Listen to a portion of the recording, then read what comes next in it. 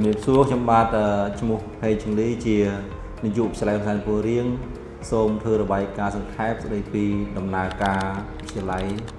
សម្រាប់ឆ្នាំសិក្សា2025-2026ទី1សន្តិភាពទូទៅទី2អបអរកិច្ចសាលារៀនទាំង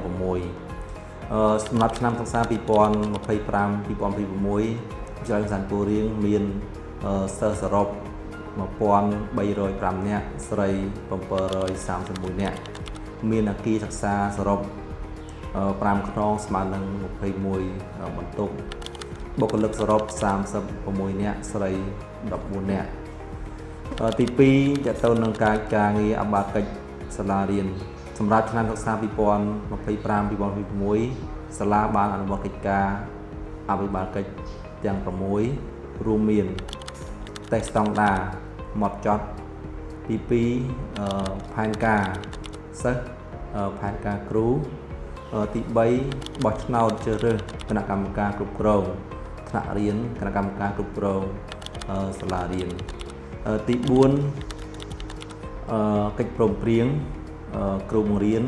នាយករងបុគ្គលិករដ្ឋបាលនិងលេខាទី5ជ្រើសរើសបោះឆ្នោតជ្រើសរើសក្រុមប្រឹក្សាថ្នាក់រៀននិងក្រុមប្រឹក្សាសាលារៀនទី6ប្រជុំពិនិត្យតាមដានប្រចាំខែត្រីមាសនិងប្រចាំឆ្នាំរាល់កិច្ចការមួយសាលាបានអនុវត្តយ៉ាងហ្មត់ចត់តាមលំដាប់លំដោយតេស្តស្តង់ដារសាលាបានចាប់ដើមធ្វើតេស្ត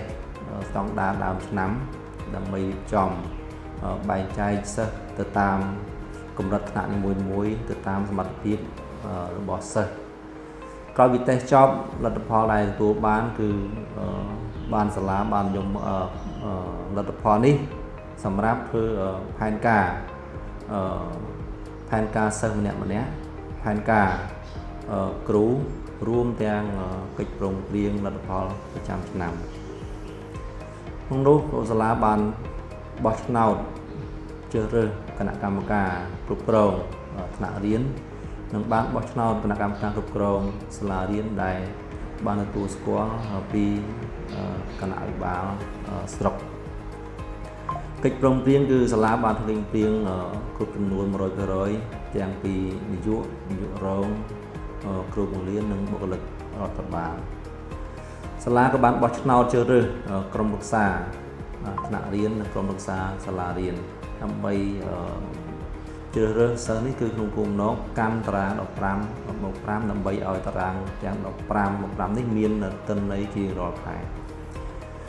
មានការប្រជុំឬតាមដានជាទៀងទាត់បានប្រចាំខែដែលដឹកនាំដោយនាយកប្រជុំ